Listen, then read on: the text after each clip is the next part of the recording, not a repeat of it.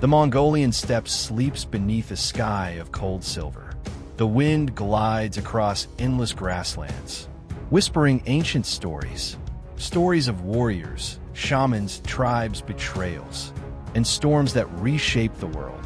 And tonight, a new story begins. Not with an empire, not with a king, not with an army, but with a boy. A starving child whose footsteps paint the snow with blood. The air is so cold it feels like it can cut skin. The moon hangs low, sharp like a blade. Wolves gather behind him, their eyes glowing like embers. His wrists are bound. His breath trembles. Every step is agony. Every second is survival. The tribe that once protected him has cast him out, left him to die in the frozen dark. But the boy does not fall. Instead, he stops. He turns his face to the storm. He breathes in the killing cold and refuses to bow. This boy is Temujin. The world will one day call him Genghis Khan, universal ruler, breaker of empires, the storm the earth could not contain.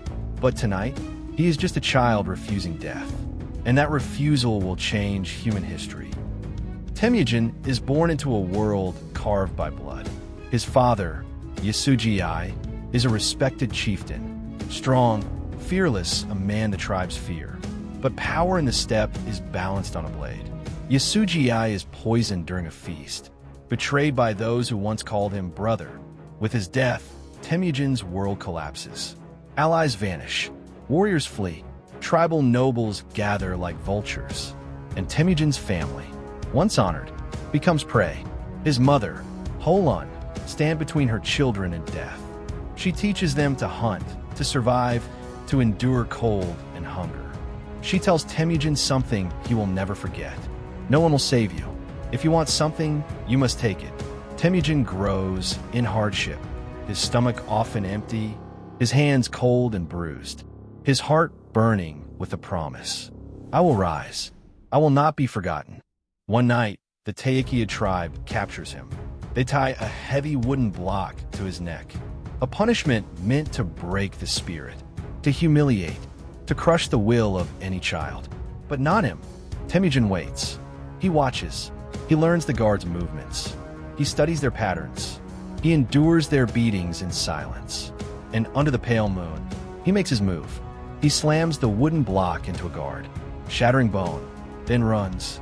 Through snow, through darkness, through arrows slicing the air.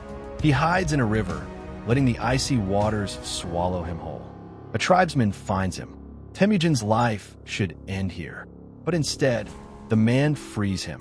Temujin says nothing. But inside he swears, I will repay loyalty, and I will destroy betrayal. Temujin meets Jamuka, a boy like him, fierce, ambitious, sharp. They swear Anda, a bond beyond friendship, a brotherhood forged by spirit. They ride together across the grasslands, share food, share dreams, share visions of the future. But destiny is cruel. The brothers' paths will split, and when they meet again, their swords will cross over the soul of the Mongol nation. But for now, they are inseparable. Temujin marries Borte. She is calm where he is fire, steady where he is storm. She gives him strength, and soon after, she is stolen from him in a night raid by the Merkit. To a man of the steppe, this is not just an insult. It is war. Temujin calls for allies. Jamuka answers. Togrul Khan answers. Their armies ride under a raging sky. The battle is brutal. Screams, hooves, fire, steel. Temujin finds Borte alive, and in that moment, something within him awakens. If he fights for the people he loves, nothing can stop him. The Mongolian steppe is a land of chaos. Tribes betray one another. Alliances shift like wind. Khan kills Khan. Revenge fuels revenge. The Mongols are strong, but divided. Temujin sees what no one sees. If we remain fractured, we will disappear. He speaks to common warriors. He eats with them. He shares their pain. He makes them believe in something greater.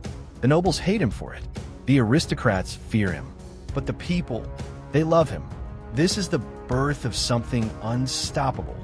War erupts. The ground shakes. The sky fills with smoke. Temujin fights tribe after tribe. Tayakid, Tatar, Merkit, Kharite, name it.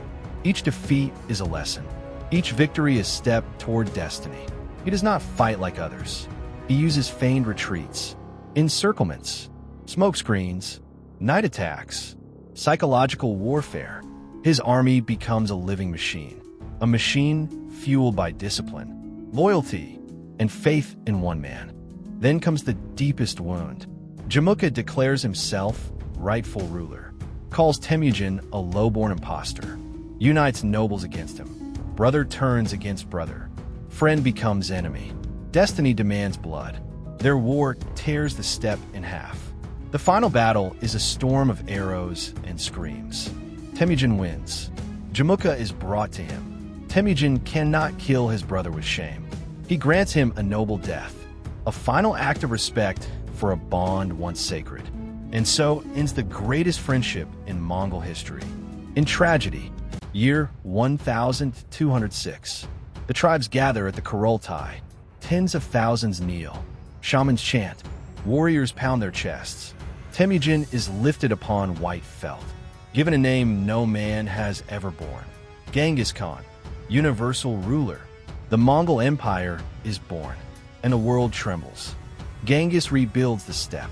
Merit over blood, religious freedom, law code, yasa, postal system across continents, intelligence networks, engineers, artisans, translators.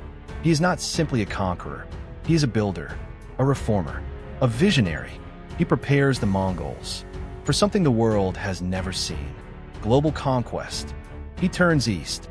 China is rich, powerful, advanced, but divided. Genghis strikes with silent, precise fury. Siege towers, catapults, gunpowder bombs, Persian engineers, trickery, deception, psychological terror. Cities fall like breaking ice. The Great Wall is useless. China bends. The Mongols rise. A mistake changes history. The Shah of Khwarezm murders Mongol traitors. Genghis offers peace. The Shah answers with arrogance. The response is biblical. The Mongols flood Persia and Central Asia with unstoppable force. Cities vanish. Armies crumble. The Shah flees until he dies alone in the desert. This campaign cements Genghis as the most feared military mind on earth. The Mongols expand. Afghanistan, Iran, Central Asia, Caucasus, Rus, Eastern Europe. Their message spreads across the world. Submit or disappear. History remembers his destruction, but forgets his creation. Genghis abolishes noble privilege, ends kidnapping, creates tax reforms, protects all religions, builds trade routes safer than any in history. His empire becomes a superhighway of ideas. Gunpowder travels west. Mathematics travels east. Medicine flows both ways. He rewires civilization. Even old, he refuses rest. He rides with his men through mountains, snows, deserts. He leads from the front. He dies on horseback, the same way he lived. His tomb vanishes into legend. No one finds it. No one ever will. 1,000 horses trample the land to erase every trace. Whether true or not, the story endures. From a starving, abandoned child to ruler of the largest land empire in human history. From hunted boy to unstoppable conqueror, Genghis Khan reshaped the world. He was merciless. He was brilliant. He was terrifying. He was visionary. He refused the world given to him and forged a new one. And even now, centuries later, when the wind howls across the Mongolian steppe, it still carries the echo of hoofbeats of the man who refused to die and became a storm.